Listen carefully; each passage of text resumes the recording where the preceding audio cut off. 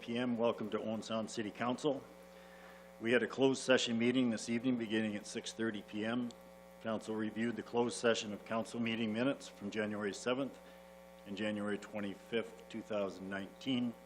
And council reviewed one matter regarding a proposed or pending disposition of land by the municipality respecting the courthouse and jail property, and no action was taken.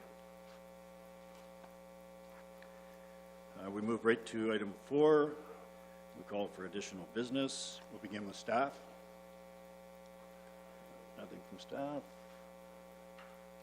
Councillor Merton. I'd like to provide an update on the Out of the Cold initiative. Councillor Dodd. Thank you, Deputy Mayor. I will be at one on Save Our Own Sound. Councillor Kepke.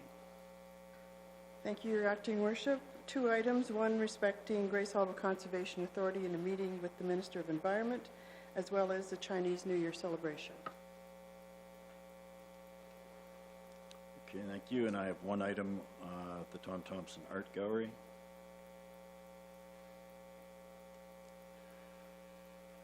Item 5, we need disclosures of pecuniary interests. Okay, and I have pecuniary interest in items 12A and 12B, as I have shares in that business. Item 6, confirmation of council minutes. Councillor Dodd. Thank you, Deputy Mayor. Moved by myself, seconded by Councillor Thomas, that the minutes of the regular council meeting held on January 21st, 2019, as printed, be adopted. All in favor? It's carried. Thank you, Deputy Mayor O'Leary. Moved by myself, seconded by Councillor Thomas, that the minutes of the closed session of council meeting held on January 7th, 2019, as printed, be adopted.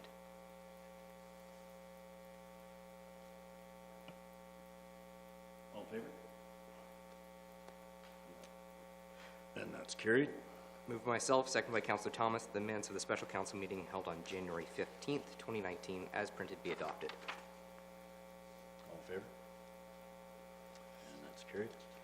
Moved by myself, seconded by Councillor Thomas, that the minutes of the special council meetings held on January 22nd and 23rd, as printed, be adopted. All in favor? That's carried. Moved by myself, seconded by Councillor Thomas, that the minutes of the emergency council meeting held on January 25th, 2019, as printed, be adopted. All in favor? This is a doozy. Moved by myself, seconded by Councillor Thomas, that the minutes of the closed session of council emergency meeting held on January 25th, 2019, as printed, be adopted. All in favor? That's carried. All right, breather.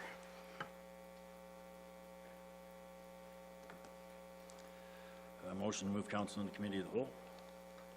Thank you, Your Acting Worship. Moved by myself, seconded by Councillor Thomas, that City Council now move into Committee of the Whole to consider public meetings, deputations, and presentations, public question period, matters arising from correspondence, reports of city staff, consent agenda, committee minutes, matters postponed, motions for which notice was previously given, and additional business.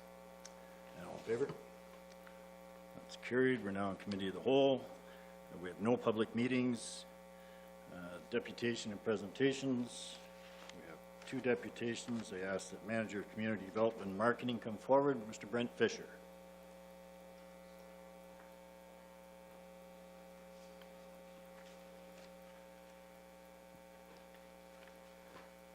Thank you, Deputy Mayor, Council. At first, we couldn't get to the EDCO Awards last week, and ironically enough, now due to some unforeseen circumstances, they're not able to get to us here tonight. But we're here tonight to celebrate the Are You Most campaign, which was centered around Owen Sound being too far, too cold. So the irony of being unable to attend EDCO due to extreme weather was not entirely lost on everybody. I just want to take a second and recognize the staff from BC Hughes, who we partnered with on this initiative. Chris, Bev, and Alana are here tonight, and Brad doesn't appear as though he is here. But from the onset, they challenged us as a staff to think well outside the box.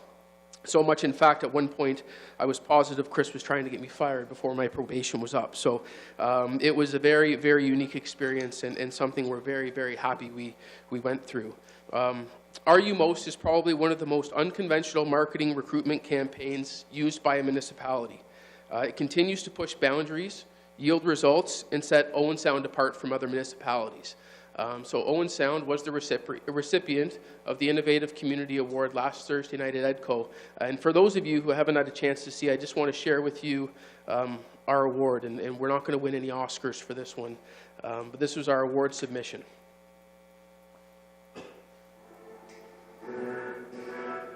Like every rural community in Canada, we have our fair share of challenges. Environment Canada has issued severe weather warnings. Owen Sound Police are telling residents to stop tobogganing down main roads. But in 2017, we tried something new. Instead of hiding those challenges, we presented them as opportunities to urban millennials. Recent studies suggest millennials aren't happy with the rat race in the big city. Chasing the paths of our elders, it's not easy. So, pure honesty, the Our Emos campaign was born. Let's take a minute to meet Yuri and Marilia, who moved here from Kitchener, started a new business, and a new chapter in their lives. We visited Ottawa, Barrie, Collingwood, and cities nearby. And on top of that, we had everything here. So you have the opportunity, and you can see the city growing in the future. But you also have nature. You have waterfront. You have proper snow, proper winter, proper summers, proper fall. So you have everything. We are in a small town, but it doesn't really feel like that because you have it all. And some things here you will never buy with money. We wanted to pull on a few heartstrings, look deep in the soul. Urban millennials are often faced with the reality of never being able to afford their own home, being stuck in a job that's dead end, or overall feeling left out. Owen Sound isn't perfect, but it's full of opportunity. We pushed the Our Emos campaign out on social media, where millennials live. We straight up asked people, are you ready to try out Owen Sound? The perfect thing about Owen Sound is that it's not perfect yet. There are places that need some more investment because there's a future here. It's not something that's ready. It's definitely a community that still needs a little bit more care or a little more attention, a little more investment. And everybody is really, I can see that everybody actually cares about the city. Everybody that lives here are crazy about the city, is passionate about it. And that's something that's a clear opportunity for investors because people will actually raise their business. Yeah, they're super welcoming. And they support the local business more than any chain. That concept of buy local to support your community, it's true here. If they want to see the cities get stronger and with a solid foundation so it can grow. We received 74 detailed applications filled with people's life stories, each one indicating they were ready for a change. The community rallied behind us, and soon we had people line up to be hosts to show potential new residents this great city on Georgian Bay. 11 applicants visited in the fall of 2017 with great success, 2 groups moving here and now call the City of Owen Sound home. It's just a matter of people taking the leap of faith to investing and committing themselves to growing with the city. Here you actually have to build, and I think you're going to be prouder when the finished product is here.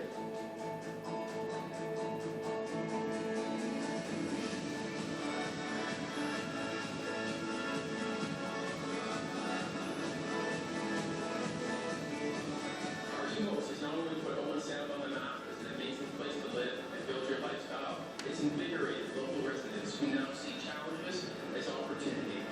We're doing the campaign again in 2018 and we're super excited about it. We have 20 applicants who are eager to get here, learn more about the city, and numerous hosts who are lined up ready to show these people a great time. You have everything. Like I said, the shore, Rhine, the winter, the parks and everything, and close neighborhoods and nice people. It's not necessarily about the money. The city is welcoming enough that for us it was just a no-brainer.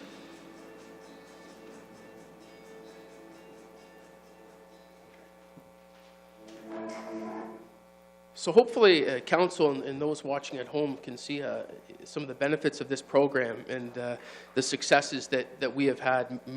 Yuri and Marilia love Owen Sound. They certainly have made it home, and there's others who have also made it home. We welcomed a couple from Vancouver. This year's campaign has already seen people relocate to Owen Sound. as it stands right now with more people on the way. And this program reaches people that, don't necessarily apply through the program, but follow along and certainly keep tabs on Owen Sound. So as I mentioned, we were unable to make it down to Toronto last Thursday for the celebration, but the good people at EDCO were kind enough to send our video along. So while we weren't there to be able to receive it, I do want to share it with you as well. Online voting by EDCO members on video submissions that address the following criteria. It tells of an innovative success story, indicates what geographic region has been affected, demonstrates economic impact and the role of the EDO claiming the success of it, and the influence it will have on engagement. This year, almost 400 votes were cast by EDCO members for 2 communities that submitted entries for the Innovative Community of the Year award. Here are the 2 communities that submitted entries. Wayne-Whitty Regional Marketing Award and the City of Owen Sound. And the 2018 Innovative Community of the Year award is for Are You Most Entrepreneur for Urban Video, the City of Owen Sound.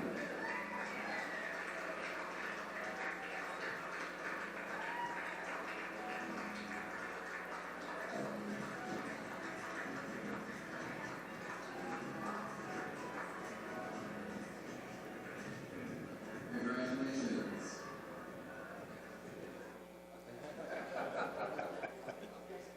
I did ask Steve if he could accept that award on the city's behalf, and as you could see, he couldn't get up on the stage fast enough to get that award. So, but I'd like to now to officially accept the award if Councillor Dodd, Chair of the Economic Development and Tourism Advisory Committee, could please come forward for the award.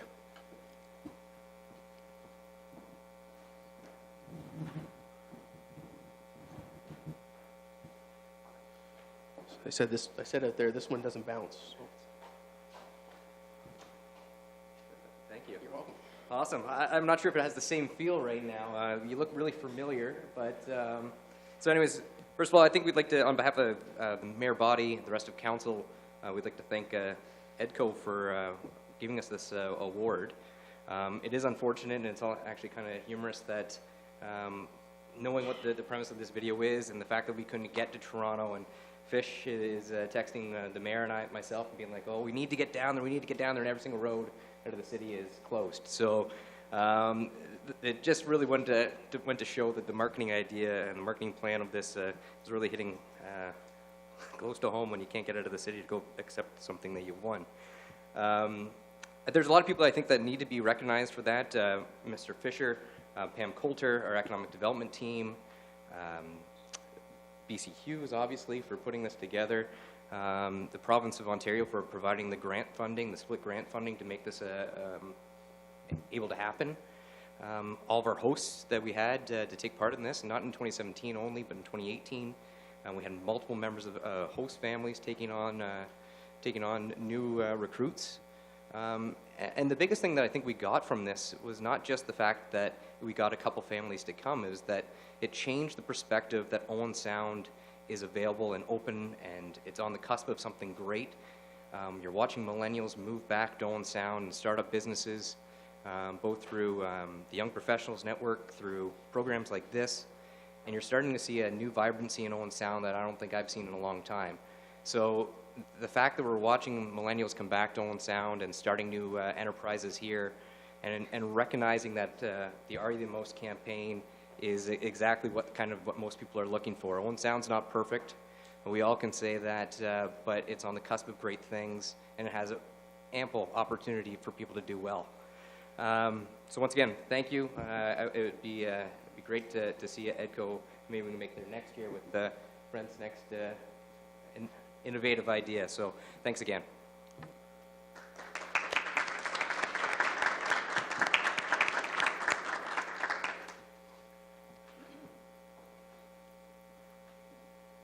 Thank you, Brent, and congratulations. Next deputation is from Randy Kennedy. No, I'm not here to do presentation.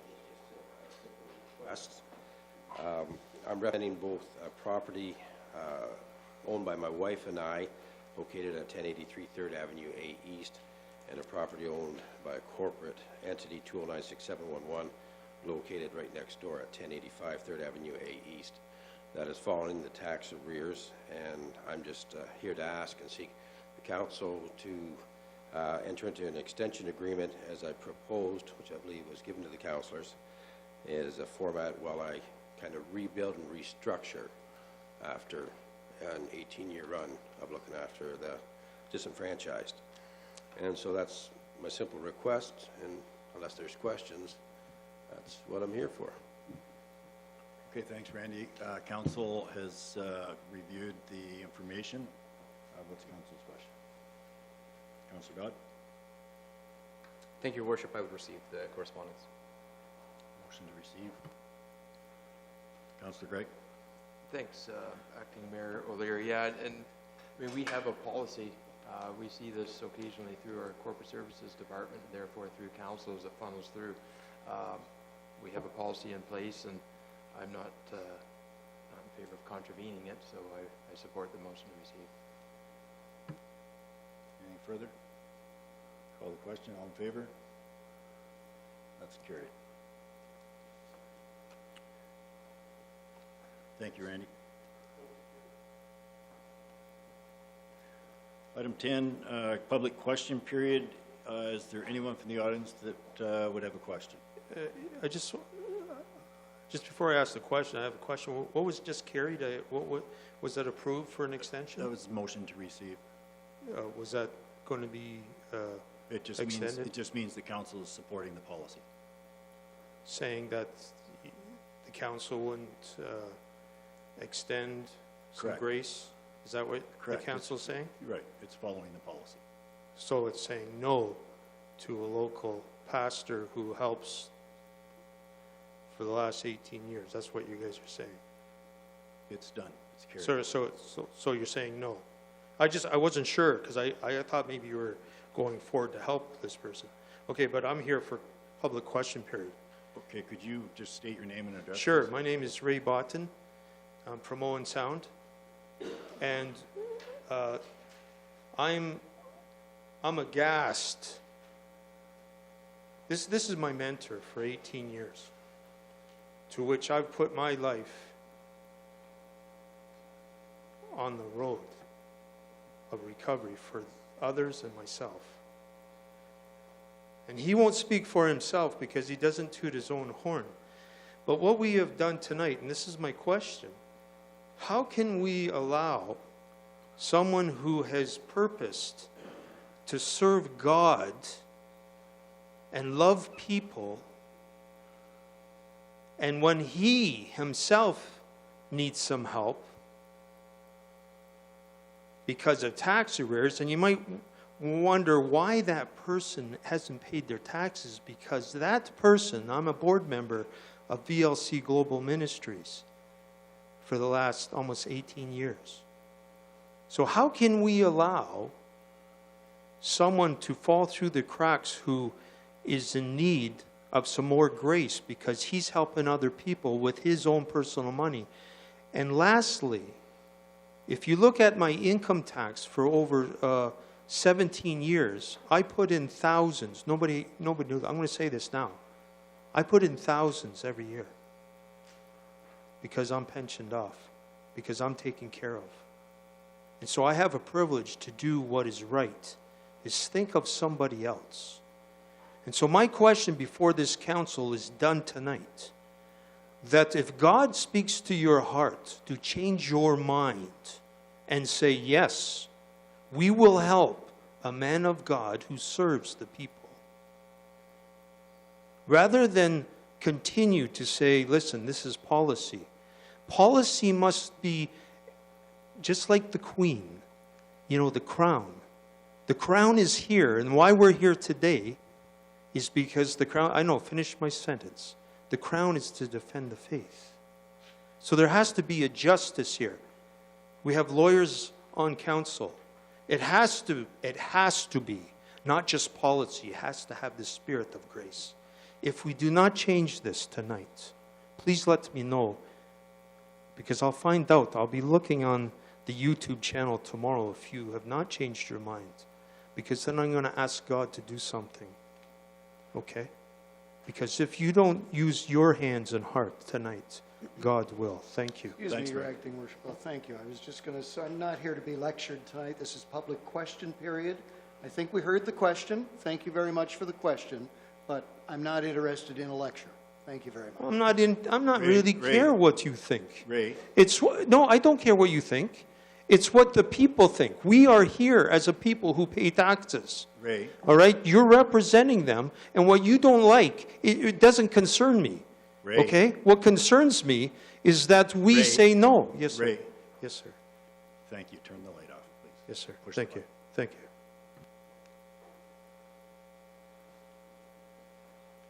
Item number 11, there are no correspondence items being presented for consideration. And we'll go to item 12, and I would ask Councillor Hamley to sit in the chair for the next two items.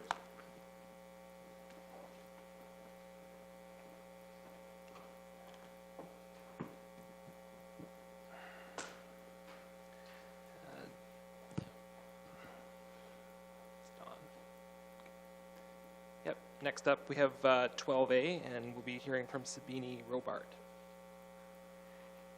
Good evening, Council. My name is Sabine Robert. I'm the new intermediate planner with your planning department downstairs. This is my first council report in a while, so if you can bear with me, I would appreciate that. I'm here in regard to site plan approval for 1198 2nd Avenue East. It's the Mudtown Station. The application is proposing the construction of a shed on a concrete pad and a refuge enclosure on a concrete pad as well. The shed will resemble an old-fashioned train caboose with a cupola and a small covered platform at one end. The refuge enclosure is a standard 2-meter-high wooden fence with a lockable gate, and it'll be located on the southwest end of the existing parking area. The site that we're considering is the former Canadian Pacific Railway Station, and it's now the home to Mudtown, and Mudtown is located in the station. In regards to background, in February of 2016, Council considered a staff report and granted site plan approval for the exterior works on the site. That included the construction of a new parking lot, the construction of sidewalks, a stormwater retention pond, and a patio. In 2017, the city entered into a lease agreement with Mudtown Station, Inc. Since then, exterior and interior improvements have been undertaken with the costs allocated as per the lease agreement and with the approval of the Ontario Heritage Trust as required. Following the opening of Mudtown Station Restaurant, it became apparent that the operation of the business required more storage than could be accommodated within the building, and it was identified that the waste receptacles could not continue to take up required parking spaces. And that's why we're here in the proposal for the shed and the garbage enclosure. In regards to applicable policy, the provincial policy statement, the modifications to the site to maximize the adaptive reuse of an existing heritage building within a settlement area that is fully serviced is consistent with the direction provided by the PPS.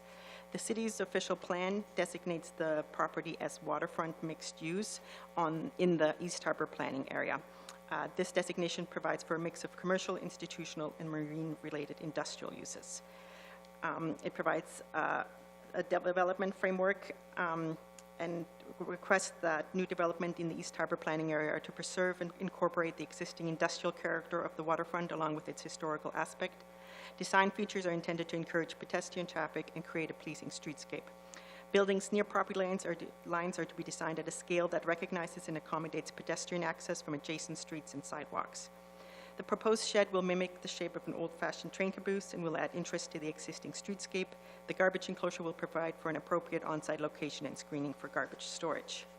The provision of the site works to facilitate the reuse of a designated heritage building supports the intent and purpose of the official plan. The zoning bylaw zones the property as mixed-use industrial, and Section 5.9.1, accessory buildings and structures for non-residential uses, addresses the location of accessory buildings. The refuge enclosure and shed comply with the applicable zone provisions. The site plan complies with the city's zoning bylaw, including minor variance A2-2016.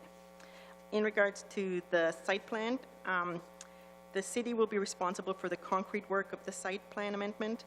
The concrete pads will be a city asset and will remain as a permanent fixture on the property when and if Mudtown's lease ends. The Ontario Heritage Trust has approved the changes, and I've attached the letter.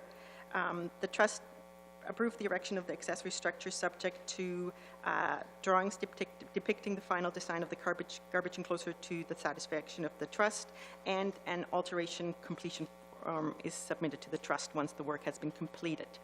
Both the Conservation Authority and Engineering Services concur that the development does not impact stormwater management. The original site plan included a note to indicate that garbage and recycling will be stored inside the building. This note can be removed once the refuge enclosure is constructed. The changes proposed are warranted, as the original site plan was designed for a clinic. The restaurant produces a different type and quantity of waste. Given the information provided in this report, that in consideration of the staff report respecting site plan approval for the proposed construction of a storage shed and garbage enclosure at 1198 2nd Avenue East, that City Council approved the site plan by GSS Engineering Consultants dated November 2018 and updated January 2019, subject to the following conditions, and they're all standard conditions, so I'll let you peruse them. Councillor Thomas? Yes, your acting worship. I'll move the recommendation. All those in, Yeah, I just have a question. I know this doesn't directly relate to the sheds, but it is in front of one of the storage shed. It says sign with bollard, see note 2. What is on that sign, and is it, does it cover the shed up, or on the drawing there's a sign? Can we try to bring up the I don't see where note 2 is to explain what's on that sign. There.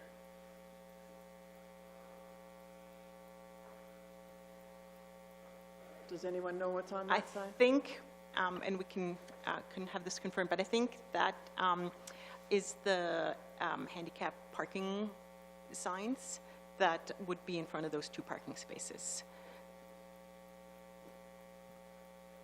Councillor Merton? I need a little bit of clarification.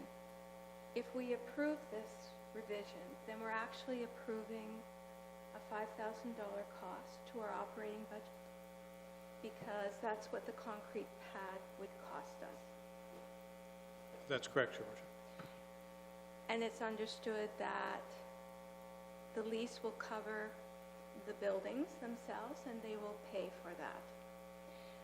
So as a result of a business decision, a restaurant needs more disposal. We will be funding $5,000 out of our operating budget because of a business need.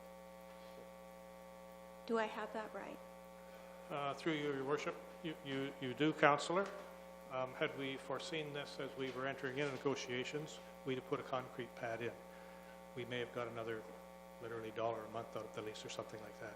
The fact is, long after this lease is over, that pad will be there, will be available for the next person. That now that we have probably proven the best use for that facility is a restaurant type of business, the next people will also want that storage pad, and certainly if we could have seen the future, we would have had this in that agreement. So, if I may proceed, what will we remove from our operating budget to compensate for the $5,000 for the concrete pad? In our overall operating budget, we have approximately $50,000 we carry for repairs to all of the city structures. We have, I believe it's, I always forget this number, around 80 buildings. And over the years, we have found no matter how we look at them, something comes along that we go, this one needs something we just couldn't see. It will come from that fund. So we're not losing something. It was already, something was anticipated financially. It's come along a little earlier than we might have hoped, but that's correct. So, sorry, one more question, sort of. The buildings will last a certain amount of time. We are anticipating by the time the lease is done, those buildings will need to be replaced. Correct? That, quite frankly, won't be our concern. It will be the lessee's concern to remove those buildings. That's what I really want to understand, that it doesn't become our property just because it's located on our concrete pad. And any insurance issues around those pieces of property, that is their responsibility, should not be incurred as a cost to us. That's correct. Thank you. Councillor Grieg and then Councillor. Thank you. My comments are very much in line with Councillor Merton. Before I would have got to the $5,000 question, I'm wondering why did we not even pick up on this during the building permit phase? Or, to me, there should have been something. Yes, we understand we had a site plan approval for Cairo office, but I'm just wondering, I would have thought we would have picked this one off at an earlier stage than where we are tonight. And then I agree with Councillor Merton. Knowing this retroactively, we should have already had the $5,000 absorbed into our budget, so I wouldn't have been in favor of increasing it to this year's budget either. But if it's coming out of that $50,000, that's my answer there. So my only question is, I thought we would have maybe picked this one off earlier. If I could, Your Acting Worship, certainly at the time that this building was being brought back into a useful repurposing, there were a number of changes that had to be made at that building, from parking lot to interior to exterior renovations. And I know they weren't exactly sure. We knew the building was always going to be rather small for this venture. I think they knew it as well. Now that they've got at it, they realize it is too small. They need these functions. But with all of the moving parts that were there during the renovation, I'll be honest with you, to miss 2 small pads, I don't think it's the best we could have done. I'm shocked there isn't more that we go, it just didn't turn out that way. So you could say we missed it, yes. Councillor Dodd? Thank you, Your Acting Worship. Those are all great comments. I think what we need to remember is we're faced with this issue currently, not back in what happened when that building was being done. So, yes, those things should have been maybe, there could have been more discussion on it. I'm looking here that said the original site plan noted that the garbage and recycling would have been stored inside the building. So there was a plan from staff to what was going on there. This is obviously going to be something that's going to be covered through our current operating budget that's already been assigned, that we always have those repair and maintenance lines for instances like this. So we know where that building was. I think the biggest thing we need to remember, but when you look at that building, what was it when we started in 2014? That was a derelict building. We had no enterprise on the harbor front, and look what it's turned into. So for $5,000 overall, knowing that we're in a 25-year lease with this 15?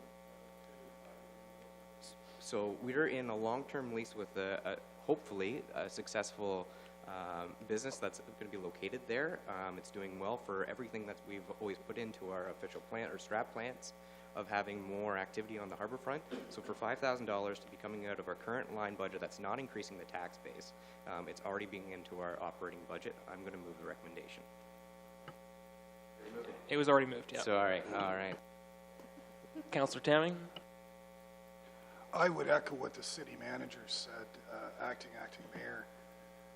I mean, get real. You do a project of this scale, you're going to miss a few details, and it doesn't bother me.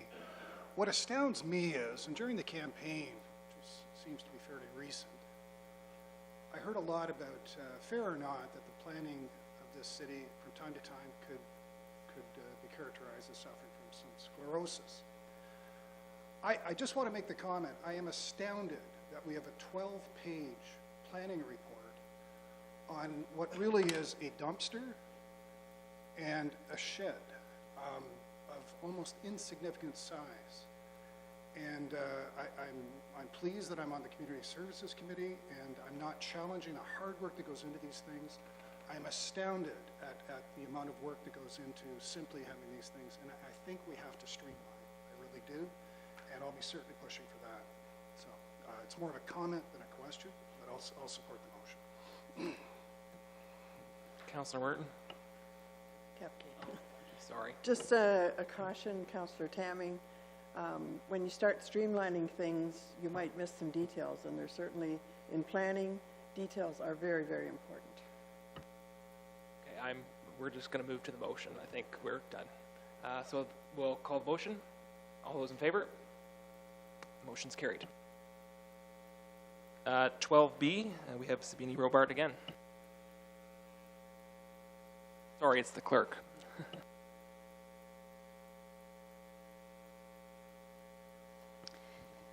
Thank you, Your Acting Worship.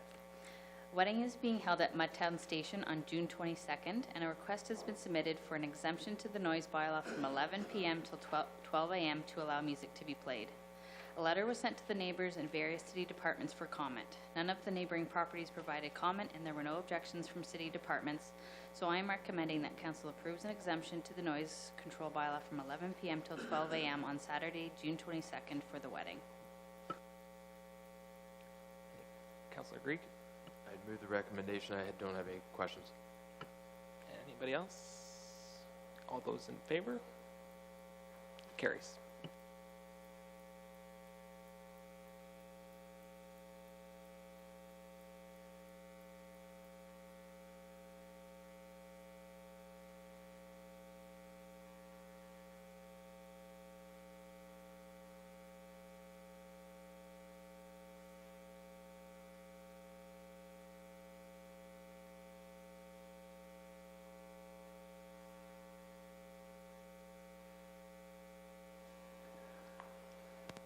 Thanks, Councillor Hamley. Item 12C, Ms. Coulter. Thank you. This is an application for site plan approval by GM Demert Architects on behalf of Michael Gwindon. The property has 64 meters of frontage on the west side of 7th Avenue East, located just south of the Blue Water Curling Club. The proposal includes 2 4-unit townhouses fronting on a private internal road with a sidewalk on both sides of that internal street. There's a garage, driveway, and deck for each of the units, and there's an infiltration trench that is being used to manage stormwater on the site. The landscaping plan includes a cedar hedge along the 7th Avenue frontage and a privacy fence on the other interior lot lines. A number of supporting documents were submitted with the application, including the site plan, the servicing plan, landscape, stormwater management, servicing feasibility study, and a letter with respect to the record of site condition and the environmental condition of the site. In terms of the provincial policy statement, proposal for residential development on an infill lot having access to full services supports the type of efficient, cost-effective development within an urban area that's envisioned by the PPS for the development of strong communities. The official plan designates the property residential. It permits a variety of uses, including townhouses. The official plan again supports this type of infill development, and the development meets the criteria for infilling development as outlined in the official plan. The proposal has not yet been reviewed by Accessibility Advisory Committee. Just to keep things moving, that will be there on February 25th, and conditions recommended by the committee will be included in the resolution. The zoning is R4, and the use, density, setbacks, and parking all comply with the city's zoning bylaw. In terms of water and wastewater, the water will come off of 7th Avenue, and the sanitary will require an extension that will need a servicing agreement and a Ministry of Environment certificate of compliance. The stormwater management, the storm will be managed on site through an infiltration channel. The entrance to the site is 6 meters wide. Our minimum standard for a development like this is 7.5 meters, so engineering has asked that entrance width be modified to 7.5 meters. There's also a contribution to future sidewalk on 7th Avenue. So the recommendation that is in consideration of the staff report for the proposed 8-unit townhouse, that council would approve the plan by GM Demert, subject to the conditions outlined in Appendix A, and council authorize the mayor and clerk to execute both a site plan, and I would ask that council amend that last piece to add servicing agreement with the owner of 1832 7th Avenue East. It would save a report coming back on the servicing agreement that's required. Thanks, Pam. Councillor Kepke. Thank you, Your Acting Worship. This is a development that is certainly a favorable style to a lot of people in Owen Sound that are looking for something like this. So I'm certainly happy to move the recommendation, including the revision of servicing agreement, did you say? Yes. Councillor Dodd. Thank you, Your Worship. I would just like to point out here that on that formalized site plan approval, the application date was submitted on January 17th. So we're February 11th. That's 25 days that's gone through our planning. So I would just like to say congratulations and thank you to our planning department for how quickly they turned that one around. Okay, Councillor Kepke has moved the recommendation. Any other comments or questions? All in favor? That's carried. Item 12D, Ms. Colder, you're up again. Thank you. This is a report with respect to a request by Barry's Construction and Insulation respecting the development charge holiday with respect to 2 properties. So the report really provides a background on the application of the development charges bylaw. It outlines the request and summarizes the financial impact. Council recently dealt with a similar request. I won't go through the workings of the bylaw in detail, but for each request, the date of issuance of the building permit is the trigger for the timeline for occupancy under the development charges holiday. So that's the key date to keep in mind. So the first property is on 17th Street and 9th Avenue. It's a development that includes 8 townhouses on 17th Street, the road that enters into Zares. I provided a bit of a timeline relating to that development, but the key dates are April 20th was when the building permit was issued. Occupancy is required very soon, March 1st, 2019. The developer, and I've made a mistake, the resolution is correct, but the developer requested an extension to December 31st, 2019. I would note that occupancy has been granted to the most easterly or the end unit, Unit 8, for this development at this time. The second request deals with a single-family home in the Westview 2 subdivision, 143 2nd Street West. So that permit was issued June 29th, and again, occupancy is required by March 1. So again, in both cases, the reminder notice was sent to the developer. So for the 8-unit townhouse, based on the information from the developer, they came across issues with the registry office, and they were reluctant to complete the units with that issue being outstanding. It has since been resolved. And as I noted, 1 unit is occupied. The single-family dwelling, you can see that it's just at a foundation stage. This, we understand, is a spec home, and the sale of that home has fallen through. The developer may want to ensure that a future buyer has the opportunity to select finishes and do modifications to those floor plans, so it hasn't been finished. This developer has undertaken significant number of projects in Owen Sound in 2017 and 2018. Council can, if you choose, enter into an agreement that would provide the extensions that are requested. In terms of the development charge that would be payable, for the townhouses, they would be $35,000, and for the single family, it would be $7,000. So the recommendation is consideration of the report with respect to the development charge owing, that you would approve a bylaw to authorize the mayor and clerk to execute an amendment to the current agreement under the development charges bylaw to provide an extension to December 31st for 910 17th Street East, and that council will provide direction on 143 2nd Street West. Thanks, Pam. Councillor Merton. I'd like to consider each of these as standalone and discuss them standalone. Development charges are a challenging beast to understand sometimes. However, when I look at the townhouse development, the rationale for the delay appears to be valid. It was beyond the developer's abilities. It was an issue with certainly, it was more a legalistic issue. To me, I understand that. The second, however, has to do with sales. It's a business issue where a sale goes through, and I see that very distinctly different.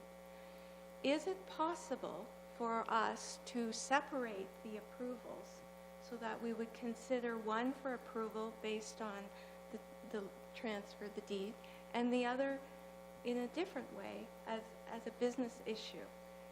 Can we work them through separately? Through you, Your Acting Worship, yes, it is. It's possible to do them separately. I would request that we do so then. Councillor Gregg. Which is exactly what I was going to do.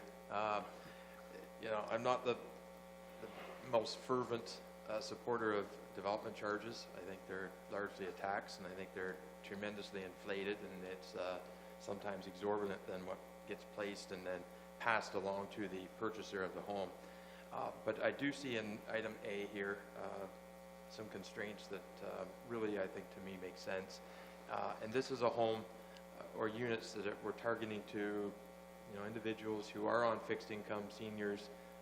There's not a lot of additional discretionary disposable income, I think, where we're targeting. So I'm very supportive, and I would move item A as the recommendation supports item B. As much as I am not an advocate for development charges or think $7,000 is too high, that is our policy right now, and in this instance, I'm not in favor of providing an extension. That permit could have been taken out with the CA June 2017 with the city, with the CA. You get 2 years for construction. There's an obligation there. We've got a policy in place, and in this instance, I'm in favor of denying an extension. So I will move the recommendation as it reads in A, and I will provide a response to B, and that's for council not to provide an extension. Councillor Thomas? So is that one motion or is that two motions? That's, yeah, good point. I have no problem splitting that then. Move item A first. I'll support that because I think that in the other cases where we have granted extensions, it has always been extenuating circumstances that have been the defining moment in terms of granting those extensions. And so I think you're on the right track, both of you, in terms of the way this should be dealt with. So the motion is just for A, correct? Any other questions or comments? All in favor? That's carried. So we need a separate motion for B. Councillor Gregg? And I will motion that council does not provide an extension for item B, 143 2nd Street West. Any further comments or questions? All in favor?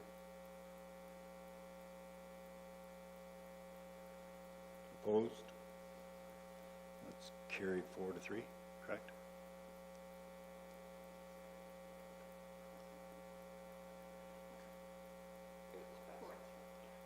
Four, 3 in favor. Okay, and item 12E.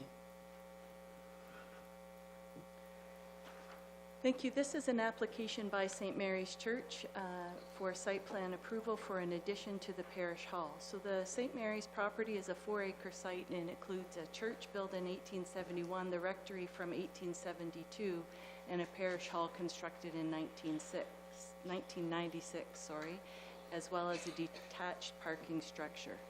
The property and buildings are designated under the Ontario Heritage Act. The proposal includes a 1,200 square foot addition to the parish hall, as well as the relocation of 2 barrier-free parking spaces. Originally, the pre-consultation included the addition to the parish hall, the demolition of the rectory, and the construction of a new rectory. Since that time, they've modified their application, and at this time, I just want to be clear that they're only going ahead with the addition to the parish hall. So at this time, there is no demolition. The Heritage Impact Study does support the addition to the parish hall. In terms, in terms of the provincial policy statement, the expansion of an existing institutional use on full services within a settlement area, retaining the significant built heritage resources, is consistent with the provincial policy statement. The official plan designates this property residential, open space, and hazard, and the residential designation does permit certain institutional uses which are implemented through the zoning bylaw. There is no development proposed within the hazard area. The official plan provides the city with the authority to take a road widening, and our engineering division has requested road widening both along 6th Avenue and 16th Street, as well as site triangles at the entrances, and those would be obtained through the site plan agreement. The zoning bylaw zones the property institutional and hazard, and a detailed zoning conformity shows that the site conforms to all site building recommendations. In terms of parking and drive aisles, I would just note there are 60 parking spaces required. The agreement or the report says 68 stalls. There are 64 plus 6 for a total of 70 spaces, including 3 barrier-free, and that is what is required. We are asking that a small extension of the sidewalk from those barrier-free spaces be provided. The application has not been presented to our Accessibility Advisory Committee, and given that the changes to the site are very minor, we're recommending at this time that it not be presented to that committee for further consideration. I would note that it certainly does meet site lighting, pedestrian movement, parking certainly achieves what we'd be looking for. The recommendation is, considering the report, that council would approve the site plan subject to the conditions outlined in Appendix A, and that council authorize a bylaw authorizing the mayor and clerk to execute the site plan agreement, and that upon registration of that site plan agreement, that council authorize the release of the previous site plan agreements that are registered on title. Councillor Gregg? Well, this is a very good report. There's a lot of meat and potatoes in here, I guess. So, and quite interesting when you get talking about the heritage aspect of the rectory and so forth. I do have a question either to Pam or Dennis regarding item C, that the owner provide a 5 meters wide road allowance widening to the city across 6th Avenue East, 15th Street East, and 16th Street East. I just wondered if that could be explained a little bit more. My apologies to Dennis. I missed you today and not able to get in to get an answer to that. Thank you, Your Worship. Through Your Worship, this is one chance when we get to be able to, I guess, acquire the necessary land to make sure we can do a proper cross-section, urban cross-section through that area in terms of your typical road cross-section. It's something that we need. We know there's so much traffic that goes around that area that we have to look for ways to do improvements. We are considering other options to help. I guess we can share this now. We're looking at possibly putting a roundabout at one of the intersections. It would be the first in town, and it'd be probably a perfect opportunity to install such a, I guess, traffic device. So without those, I guess without acquiring that land, it'd be very hard for us to accomplish these things. Just to add to what Mr. Kafalis has noted, 16th Street, as well as 6th Avenue and 15th Avenue or street are all arterial roads. The minimum right-of-way width for an arterial road outlined in the official plan is 30 meters. So, as Mr. Kafalis mentioned, when we're doing a site plan approval, the need may not be immediate for the municipality to have that road widening, but we take it, we hold it in the city's ownership, and then at the time when the road is upgraded and rebuilt, at that time the city owns the land and can proceed without any delays. Okay, and just one other point. And this one is perhaps something you can take to the county when you have your county hat on, Mr. Acting Mayor.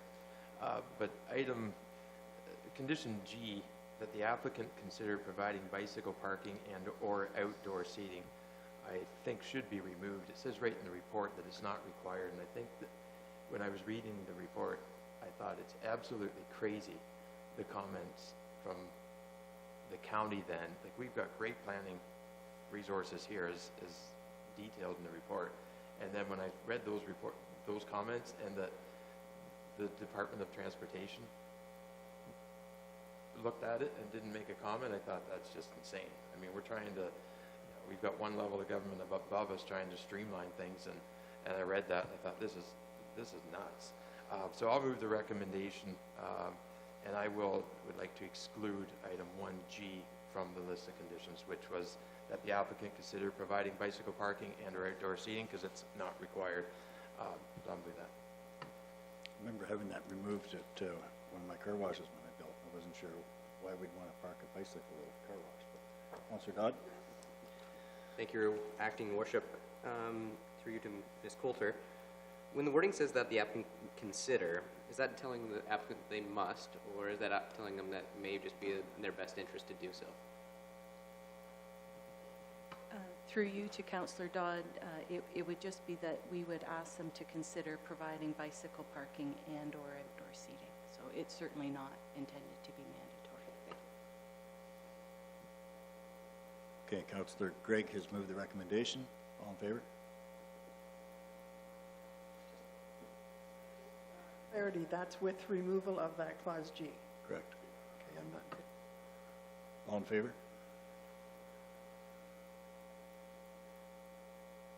Opposed? That's defeated. Councillor Dodd? Thank you, Your Worship. I would move the recommendation as is. All in favor? Opposed? That's carried. Item 12F, Ms. Allen. Thank you, Your Worship, Your Acting Worship. This report is requesting pre-budget approval for the 2019 capital program as it is presented and as an appendix to the report. In a non-election year, Council's review of the draft budget will commence generally in November with a second review in December, and then the final budget and public meeting would be held in January.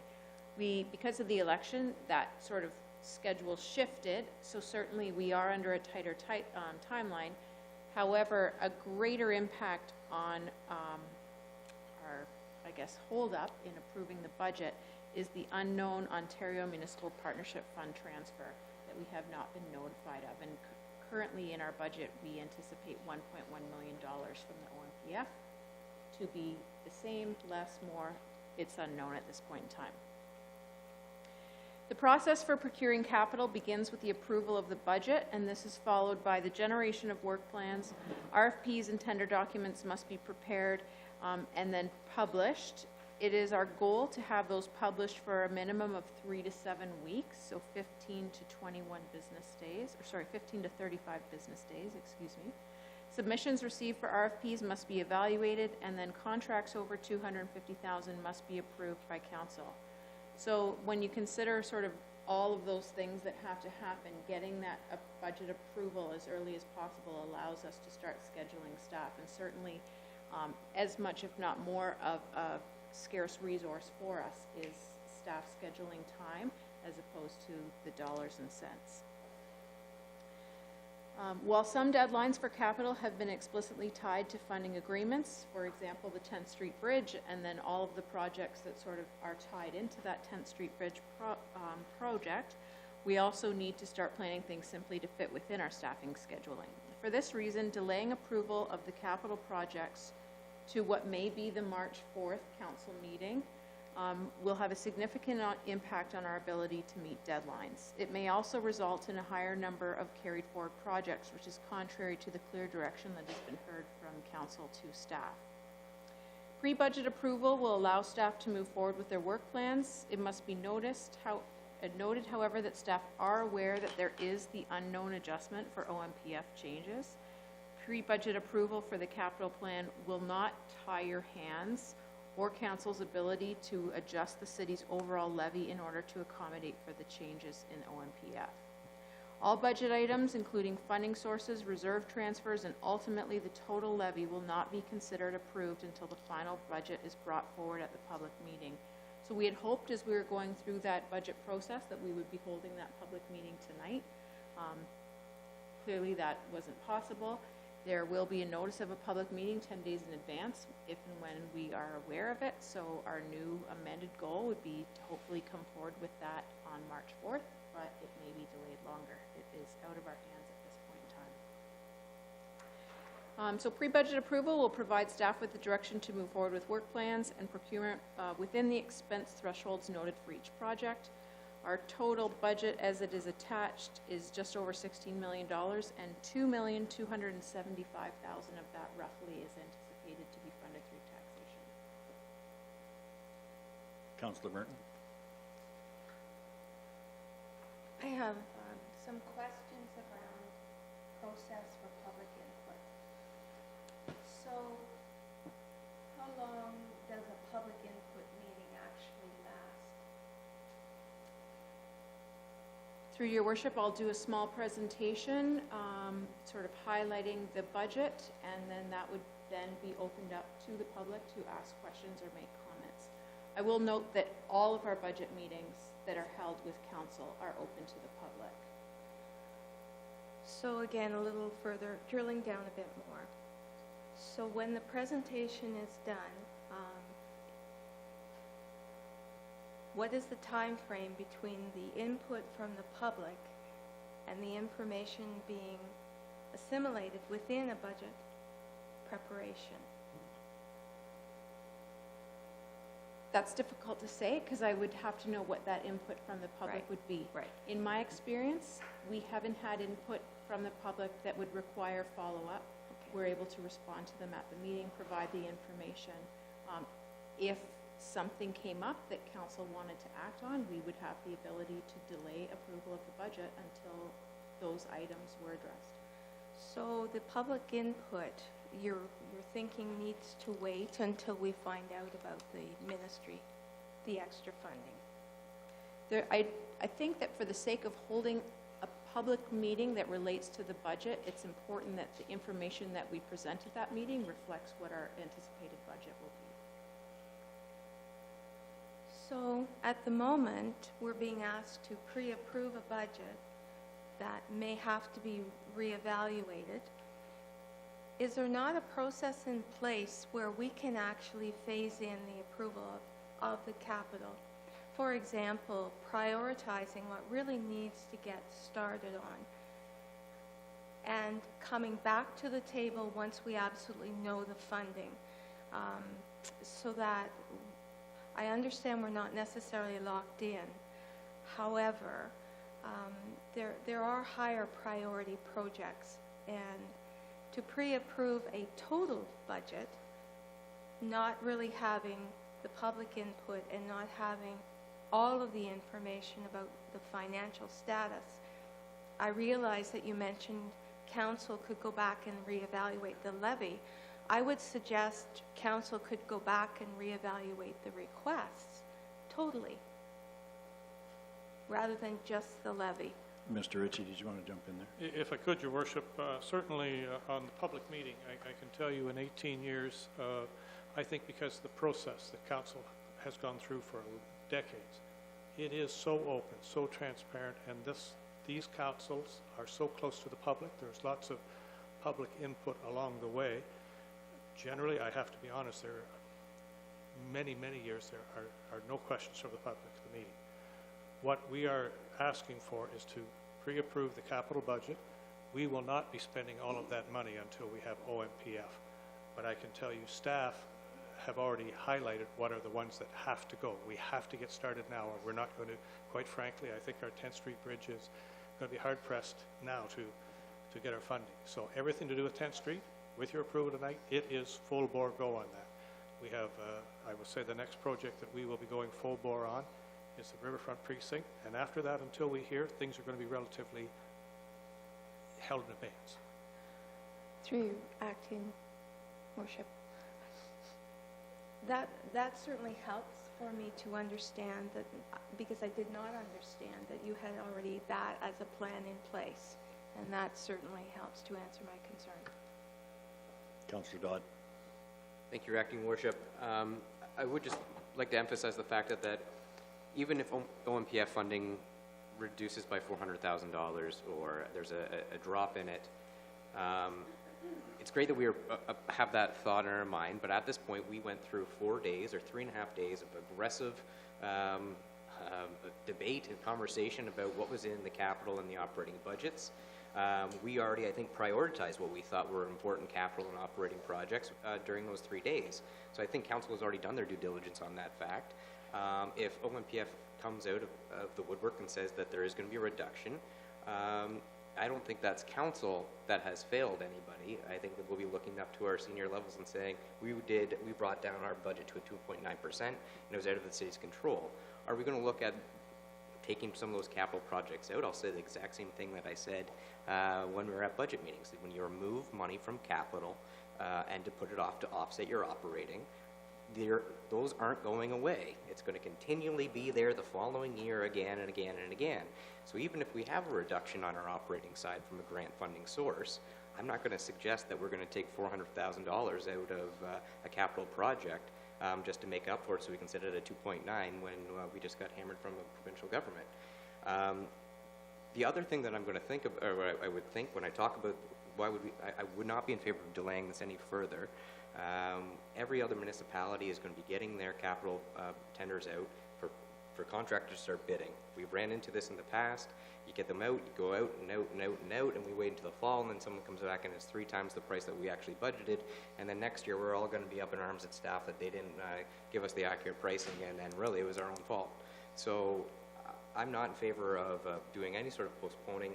I think I have faith in staff that they're going to assess the situation that we're in, and they're going to put the priority on it. Let's not forget that we do have several major projects that need to go ahead, and we need to get those tenders and bids out for the Horseshoe, we've got the bridge, we've got 8th Street, and we've got the Downtown River Precinct. Those are all on a tight schedule as they are currently for going in those couple of months, so any kind of delay on that I just would not be in favor of. Councillor Kepke. Thank you, and Mr. Kafalis, you might not want to leave. He's looking for somebody. I think he's on security. Yeah. So the capital budget was presented to us. We went through all of these items in the capital budget and cut out or said not this year to those. All of the money that was in there is still there, put in reserves for another time. However, okay. What we're asking for pre-budget approval on tonight doesn't relate to those funds. The ultimate decision of how those funds will be treated, whether they get recognized as savings or set aside in reserves, will be part of your overall budget approval. What we're asking for tonight is just related to the actual projects, nothing that was canceled or any room that was created. Right. Okay, so this document represents the items that were all on the capital budget, and some were approved and some were not. What's the blue? Excuse me, I'll just pull that one up here. Blue represents items that were carried forward from previous years, Okay. but only the items approved by council. Anything removed from the budget is not included in the pre-budget approval Okay, request. so that's why I can't find the MADVAC on here. That's correct. Right. I do want to extend a sincere appreciation to staff for all the work that they did for me in getting me figures and so on the MADVAC to justify whether we should be bringing this item back on the table or not. I still am of the heart that we need a student downtown all day, even if it's 6 hours of the day after a cleanup was done at 7 in the morning by Public Works. And I'm just want to explain to staff that that's why I'm not bringing it back. I just can't get enough support, I don't think, around the table for that, but if anyone else wants to talk about it, I'm certainly willing. Councillor Gregg. I just move the recommendation. Councillor Thomas. Okay, that was a good discussion. Any further comments? All in favor? That's carried. Item 12G. Ms. Allen, you're up again. Through your acting worship, this is an annual report. It relates to our dedicated gas tax funds. So these are provincial gas tax funds that are applicable to public transit. It's an annual agreement. It requires authorization from the mayor to authorize the from council to authorize the mayor and treasurer to execute a letter of agreement. Overall, our funds are slightly increasing, up to 255,000 from 245,000 roughly, and this is due to an increase in ridership as our population has remained relatively stable, and the funds are allocated on a formula that's weighted 70% ridership and 30% population. So here is another positive impact of growth and increased ridership on our overall non-tax source funding. Councillor Kepke. Thank you. Do you know if the increase is a lot of students that maybe are riding now, Georgian College, the incentive that we put in place there? Through your worship, we have found that there has been an uptake since we've actually discounted the fares for students. This year we found that the ridership was down slightly just because we attribute to the construction that took place on 3rd Avenue East, but what we've seen is a steady growth in our ridership, and for our specialized service we've seen quite a bit of growth this past year as well. Thank you. I'd like to move the recommendation. Any further discussion? All in favor? That's carried. Item 12H, Ms. Ellen, you're up again. Thank you. This next report is related to our year end, so debenturing the projects that were anticipated for debenture as part of our 2018 budget. The first debenture is for the wastewater portion of the 3rd Avenue East reconstruction, and that was the project that was partially funded through an OCIF grant, other than the water and wastewater components. The second item is the CP station upgrades, and this has always been anticipated to be debentured over the term of the lease of the CP station in order to match revenues with the expenses incurred. The cemetery columbarium is also a sort of carry forward project that had originally been budgeted to be debentured, again to allow for the future sales of those columbarium niches to offset the capital cost of building the columbarium.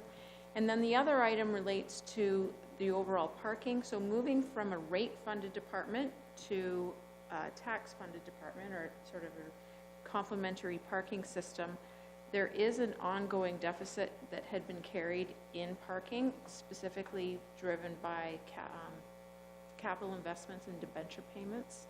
Those would be recovered over time through parking revenues. However, with the reduction in revenues, I'm recommending that we debenture that parking deficit now, clear that off, and then move forward under the new parking model that we have been recommended and approved through council. Councillor Thomas. I move the recommendation. Councillor Merton. I am struggling a bit with the parking component of the debenture. Perhaps it's the timing of it coming forward while we're working through all about parking.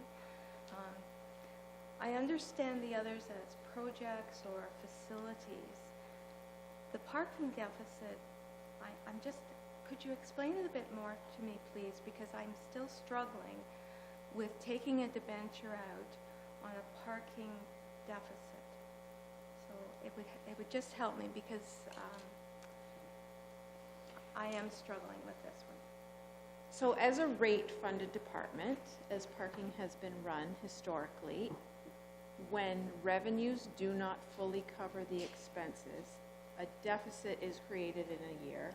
We don't allow for the tax base to fund that deficit. So we sort of carry it as a deficit on our financial statements that would slowly be drawn down through future years when revenues in parking exceed expenses. Given that we won't have those parking revenues and that we are now not committing to that rate-funded structure, this will allow for us not to have to fund the deficit all at once, but rather spread it out over several years, mostly just to protect the taxpayer from that direct hit, I would say. Alternatively, it may be council's prerogative to leave the balance as unfinanced and continue to carry that deficit until a future date. Through you. Your Acting Worship, so by debenturing the parking, what you're really saying is you want to clean the slates to begin fresh by taking out the debenture and basically closing that out. Correct. If we had not moved forward with the project to change from rate-based, what would we have done with this? Just kept it and just gradually paid down over time? That would be the goal. We would look at parking on an annual basis, whether or not our parking rates were appropriate in order to fully fund the parking system. We may have come forward with proposed rate adjustments or other cost-saving measures, but the goal would be to recover this deficit over time through parking revenues. Now that we are not going to have those revenues, I'm going to recommend we do recover it over time through the tax rate, however, that we spread it out as opposed to doing that all at once. Thank you. Okay, Councillor Thomas has moved the recommendation. All in favor? That's carried. Okay, item 13, the consent agenda. Ms. Bloomfield. Through your acting worship, on the consent agenda this evening, there are 2 planning reports respecting severance applications from Georgian Bluffs. There are minutes for receipt from the Owen Sound Police Services Board, Grace Sawville Conservation Authority, and Festival of Northern Lights. Business licenses have been issued to Pro Resp Inc., located at 1815 17th Street East, and the Bavarian Hut at 774 2nd Avenue East. And lastly, there is correspondence presented for the information of council. A full listing is available at 13G.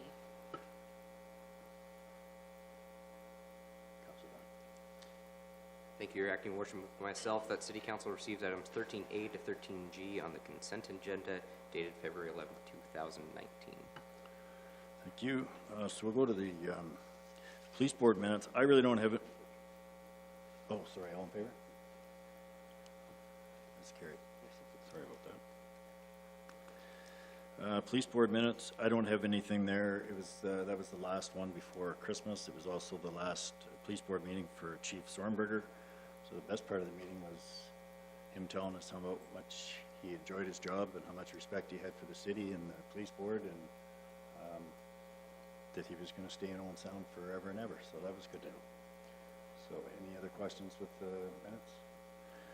Okay, Grace Sawville Conservation Authority, Councillor Gregg, anything there? I can touch on a couple things. I guess in October we had just taken some initial steps to allocate some funding to rehabilitate or renovate the admin building, but I mean, these needs are coming about because it has not received a whole lot of capital input in the last many years, and there is a need to improve the building to meet current accessibility standards that are in the not so distant future.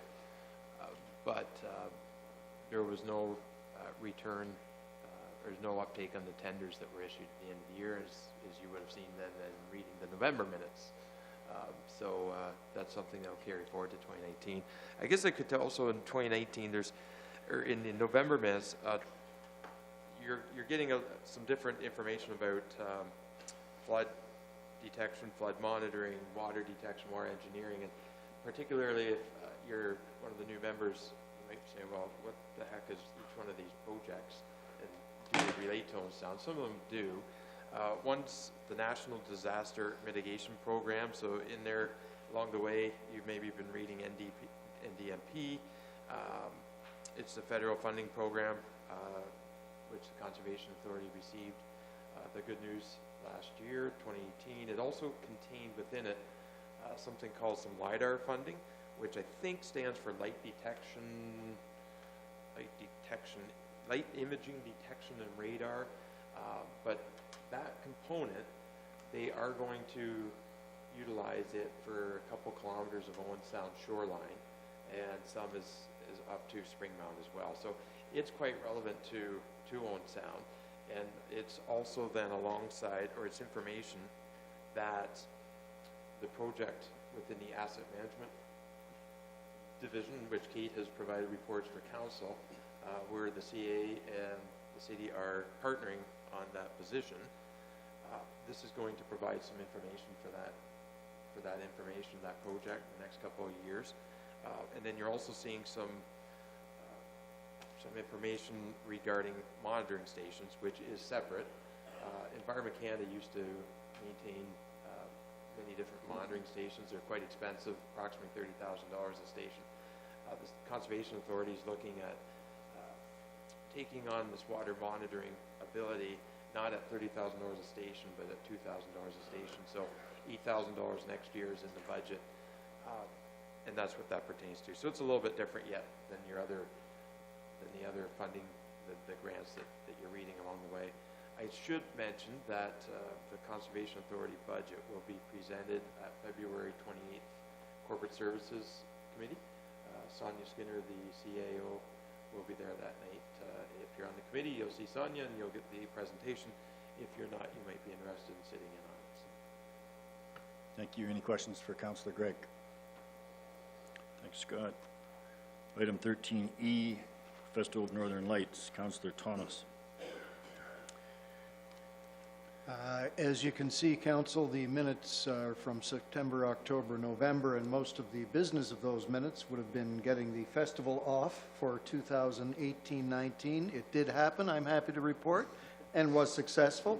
If there are any specific questions related to the minutes, I'm happy to answer those, but otherwise I'll just let them stand. Questions for Councillor Thomas? Councillor Gregg. Not a question so much, but I'm in favor of having the Christmas tree come back to Owen Sound next year in front of City Hall here.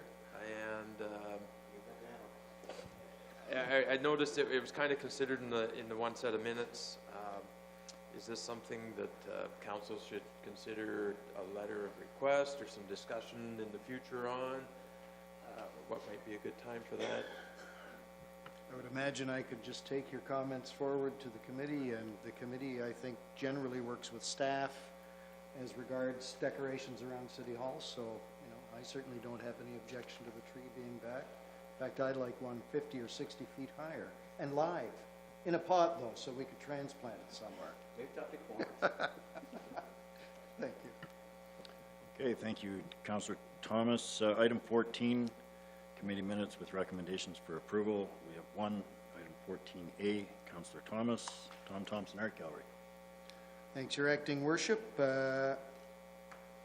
Another business meeting. I was again nominated chair of the committee, or appointed chair, and Councillor Tamming is vice chair, which means he gets to sit in the big chair next year.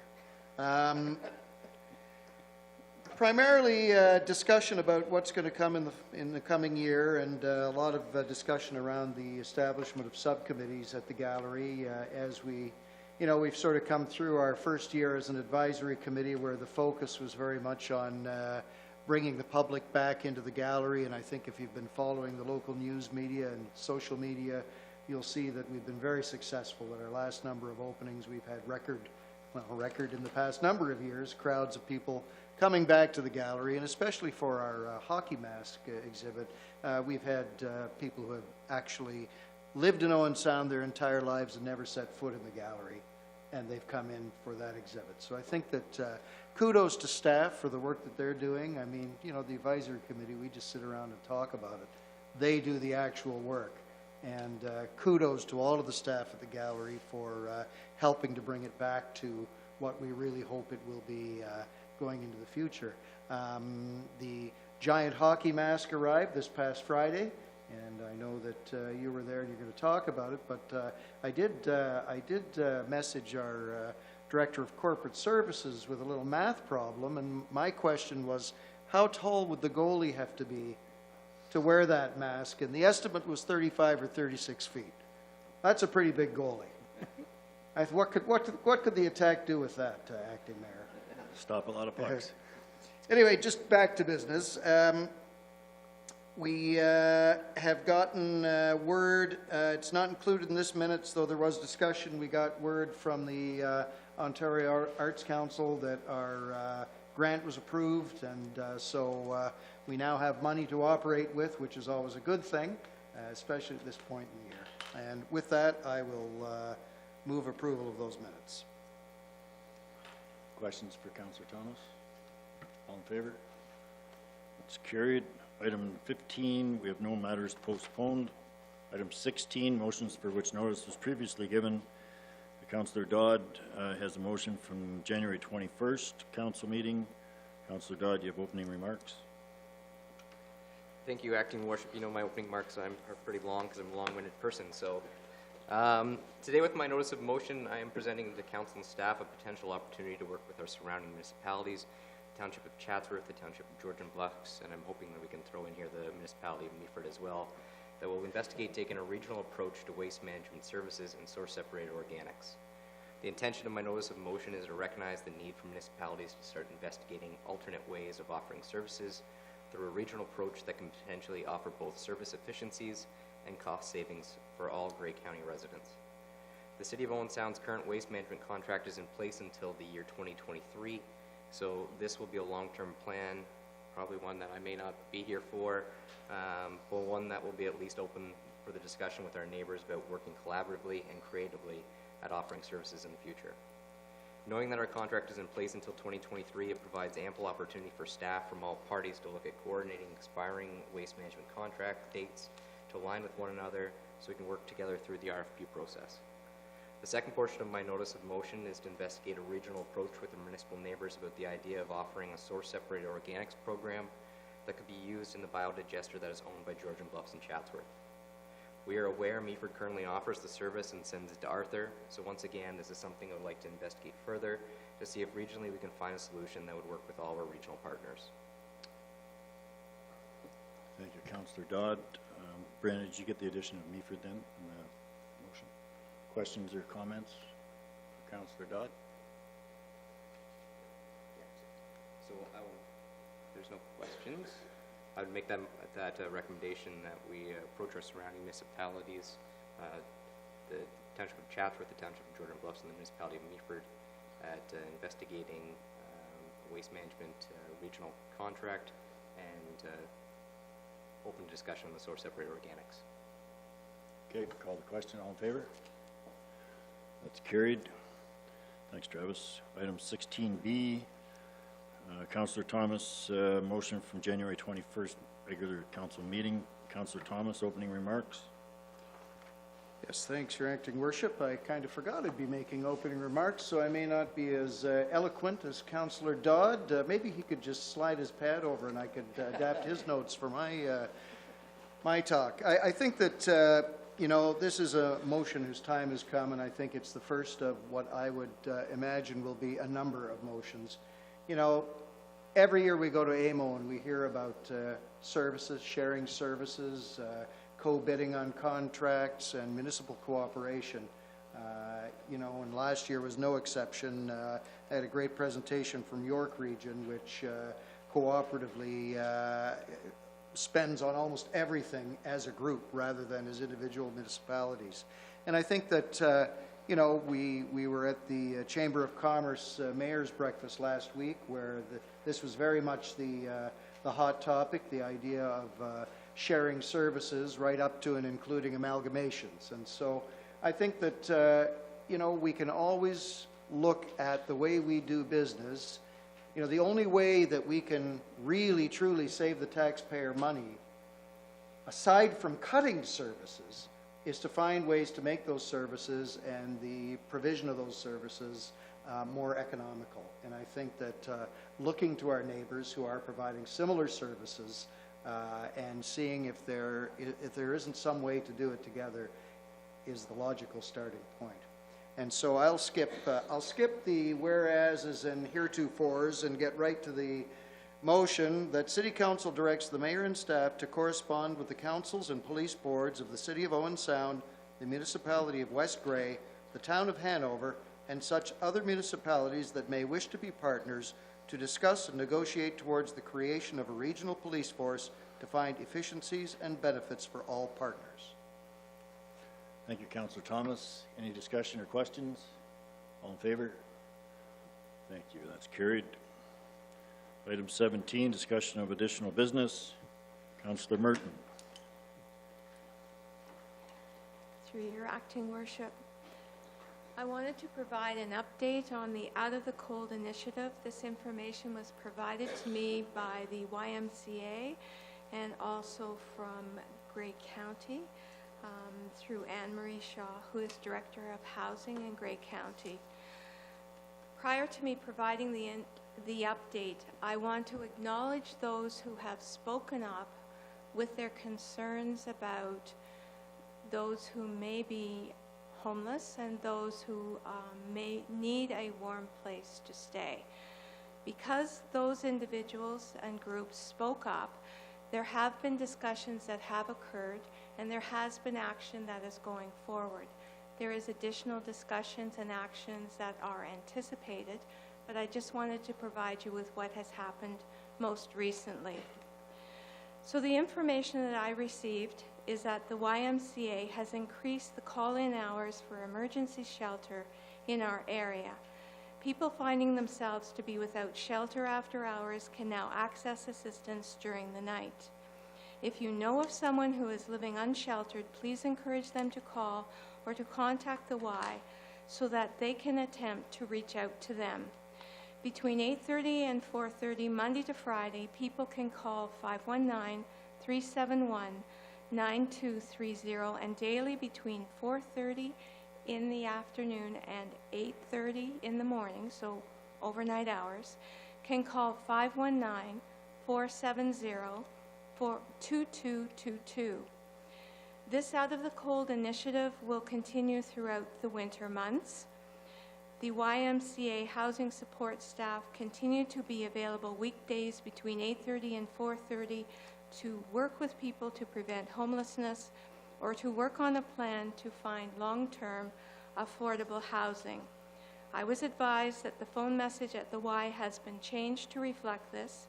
Social media has been updated, posters have been updated, 211 has been informed of the changes, and that the Y is continuing to work with Owen Sound Police Services, the OPP, as well as motels, room providers, and taxi companies. Further discussions and evaluations will be ongoing, but these are the initiatives that have been taken to this date. Thanks, Councillor Merton. That's a great update. Councillor Dodd. Thank you, Your Acting Worship. I also have something exciting to announce, that we have the Savor Owen Sound event that's taking place effective February 15th to March 30th. This is an annual event that we have in Owen Sound that really highlights some of our great restaurants that we have in the community. So we do have some participating restaurants on here, as you can see on this new fancy thing here. It's not as elaborate as that award we just won, but some of the restaurants that are there are Bishop's Landing, Casero Kitchen Table, Elsie's Diner, Freshie, Jasmine's, Mr. Khan's Euro and Fish Corner, which is a brand new restaurant right downtown. If you haven't been there, you should definitely try it. Nathaniel's Restaurant, Oregano Bistro, also a great restaurant, Sabitri's Global Cuisine, Stone Tree Restaurants, Sweetwater Restaurant, and Yummy Yummy Japanese Restaurant. So the premise of this is that they have them all over in other cities, but it's a 3-course meal usually, and it has a pretty reasonable price. And if you have never been to one of those places, it's a great opportunity to go and try something new. So I'd like to thank staff again for putting this event on. It's a great one. I think I put about 15 pounds on during that month and a half. So usually the month of April, Alexa's got me running. So just Thanks, Councillor Dodd. Councillor Kepke, you have 2 items. Thank you, Worship, Acting Worship, sorry. Recently, Councillor Gregg and myself attended the Sauble Valley Conservation Authority with the Chair and CAO of the Grey Sauble Conservation Authority to meet with Rod Phillips, Minister of Environment. Minister Phillips is seeking feedback from conservation authorities respecting the Maiden Ontario Environmental Plan. Members of the Saugeen Valley, Maitland Valley, and Au Bayfield Conservation Authorities were also present, along with members of the Healthy Lake Huron and Carbon Footprint Initiative groups. Presentations were well received by the Minister, and he asked that each authority provide their comments and feedback on provincial services respecting a balance of economic growth and the environment in an effort to provide more clarity and accountability, feedback on duplication of services, and improved access to nature and parks. Minister Phillips made a commitment to review the role of conservation authorities in their contribution to the effects of climate change. Members presented present were assured by Minister Phillips they could assist with the delivery of the Made in Ontario Environmental Plan. My second item deals with Chinese New Year. I was pleased to bring greetings for Mayor Boddy to the Chinese New Year celebration held on Sunday at Grey Roots. This is the year of the pig, which means if you were born in 1935, 47, 59, 71, 83, 95, 2007, or 2019, it means you have a beautiful personality and are blessed with good fortune in life. So in Chinese... Did you say 1959? I did. So in Chinese, Xin Yan Kuai Lei, which means Happy New Year. Thank you, Councillor Kepke. Well, Councillor Thomas, you stole a little bit of my thunder, because I was at Tom Thompson on Friday night and speaking on behalf of the mayor. One of the things I did do is thank David Huff and Heather McLeese for capturing a completely brand new audience. And Peter McDermott was there to speak on behalf of the attack. Some of the people that are on this mask are people certainly that I knew really well. Jack Milne and Ian, his son Ian Milne was there to represent him. Ray McKelvey was there, Johnny Roberts. Of course, J.D. MacArthur is on the mask. And I spoke about J.D. being a sponsor back in my day when I played for the MacArthur Goodyear Juniors. And so things haven't changed at MacArthur Tire. Mary Catherine was the sponsor, J.D.'s daughter, and her husband, Jeff Armstrong. And it was a great night. Billy Goodcat did the mural on the complete wall on the one end, and it's just beautiful. Like, this guy is so talented. And I was emailing a little bit with Heather today, and she's talking about maybe coming to council and doing a presentation on the mask, which would be good too. So she has an awful lot of passion for her job. She's a lot of fun. So yeah, it was good. Oh, I forgot. I was supposed to mention at the beginning, Mayor Boddy's not here tonight because he's vacationing in Florida, and some of us are upset about it, but I just kind of forgot about it. So that's where he is, and that's why I'm sitting in the big chair tonight. Any notices of motion? Oh, sorry, 19, or are we 18? We're 18. That's you, Travis. Thank you, Acting Worship. Move by myself that the Committee of the Whole rise and report. Thank you. Now we're into formal session. Vote. Oh, all in favor? I'm in a hurry. That's carried. Moved by myself, seconded by Councillor Thomas, that the action taken in the Committee of the Whole in considering public meetings, deputations, and presentations, public question period, matters arising from correspondence, reports of city staff, consent agenda, committee minutes, matters postponed, motions for which notice was previously given, and additional business be confirmed by this council. All in favor? That's carried. Item 20, any notices of motion? Seeing none, bylaws, Ms. Bloomfield. To you, Acting Worship, the bylaws listed for approval on tonight's agenda include the confirmatory bylaw, a bylaw to amend the fees and charges bylaw respecting the downtown sidewalk snow removal fee, a bylaw to execute a facade and structural improvements agreement with Gravers Property Rentals and Catherine Crusobrink for property at 947, 949, 951, and 953 Second Ave East, a bylaw to execute a facade and structural improvement agreement with Sizzling for property at 229 9th Street East, a bylaw to execute an agreement with the DIA Board, a bylaw to amend the traffic bylaw respecting winter parking restrictions for the 400 block of 4th Ave East, and lastly, a bylaw to authorize the mayor and treasurer to execute a letter of agreement with the Minister of Transportation respecting the dedicated gas tax funds for public transportation program. Thank you, Councillor Dodd. Thank you, Acting Worship. Moved by myself, seconded by Councillor Thomas, that bylaw numbers 2019-025 to 2019-031 be passed and enacted. All in favor? Thank you, that's carried. That completes our business for tonight. Ms. Allen, it's 8:39, meeting adjourned.